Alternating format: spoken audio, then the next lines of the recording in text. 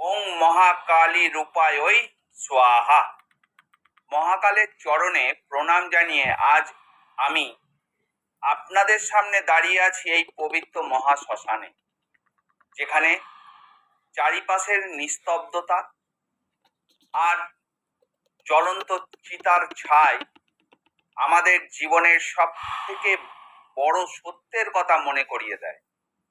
সাধারণ মানুষ শ্মশানকে ভয় পায়, কিন্তু একজন সাধকের কাছে শ্মশান হলো মোহমুক্তির জায়গা। আমরা সারা জীবনে যে মায়ার পিছনে ছুটে বেড়াই, তার শেষ পরিণতি কিন্তু এই কয়েক মুঠো ছাই। একটু ভেবে দেখুন, আমরা প্রতিদিন কত অহংকার করি, আমার বাড়ি, আমার গাড়ি, আমার টাকা, আমার ক্ষমতা। কিন্তু এই শ্মশানের চিতা আমাদের উপহাস করে বলে, হে মানুষ, তুমি খালি হাতে এসেছিলে আর খালি হাতে চলে যাবে।